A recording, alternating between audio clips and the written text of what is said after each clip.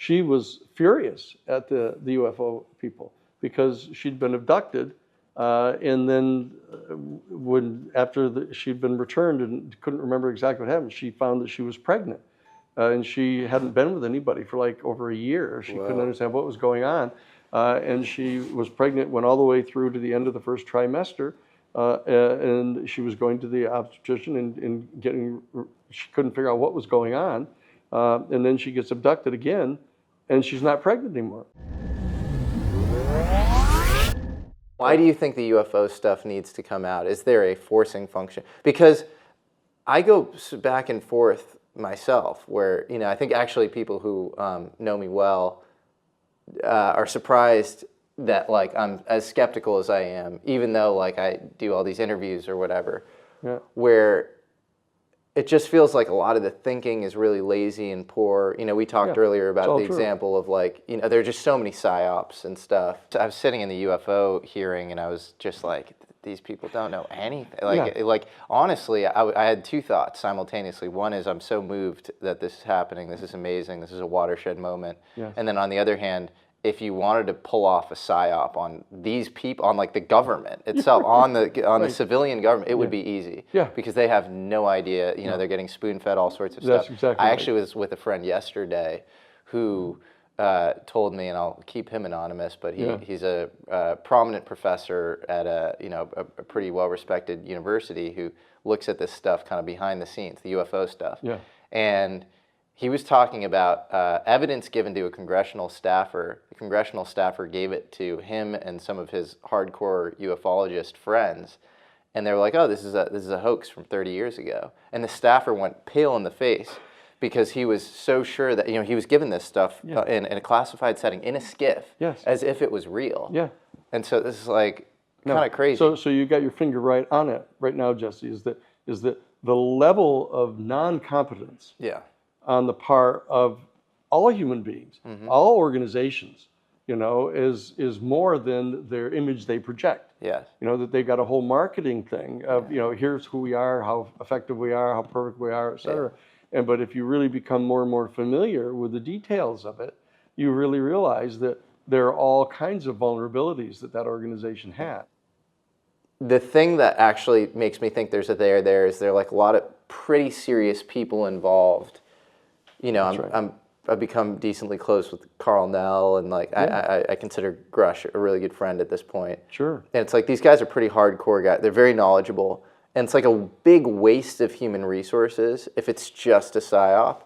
And so the question is there some sort of forcing function that is causing the program itself to allow some of these defectors out because they realize this thing is bursting at the seams and they need to get in front of it or something, and so good start. This is a good start. Yeah. Well, what do you think?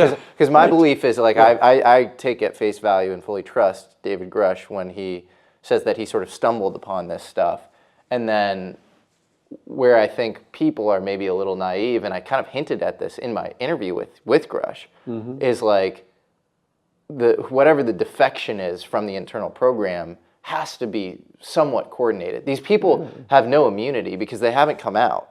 And so like the idea that they don't have some authoritative auspice under which they're operating, they'd all be dead if they weren't. And so there's somebody somewhat in charge in whatever programs that do exist, has they've said you can come out to this degree. That would be my mental model. Controlled disclosure.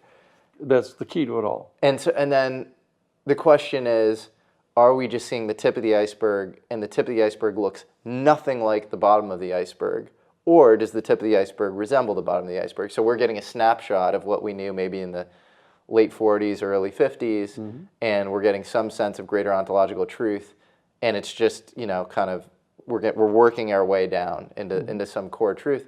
I can see all these little 3x5 cards going up on the wall.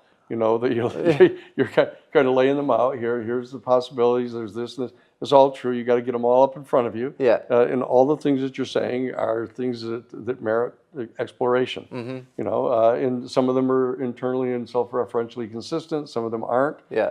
So that you can drop some of them down into different baskets that are consistent with each other. Yeah. That's how you go about doing this. Yeah. And that obviously I've thought about all these things. Yeah. You know, and representing Lou, and then talking with Carl, and talking with David, and you know, and discussing these things with them.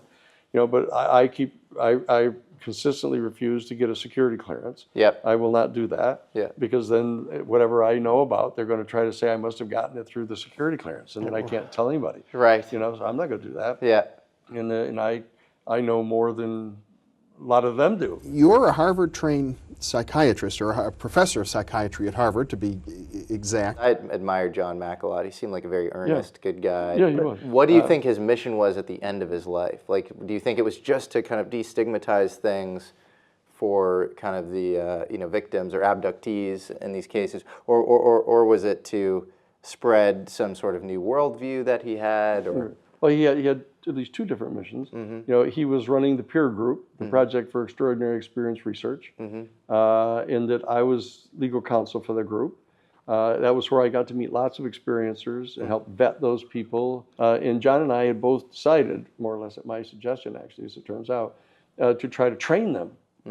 That if they're going to get repeatedly abducted, you know, why don't we train them to do holotropic breathing and just stay calm when it starts to happen, and then question the ET people, and we'll give you a set of questions to get information from them, you know, so that we can start getting direct line, have like a diplomatic reach out to these people. did they get anything interesting? No, well, what it was is that she studied Karen, and it was that she was furious at the UFO people because she'd been abducted, and then after she'd been returned and couldn't remember exactly what happened, she found that she was pregnant.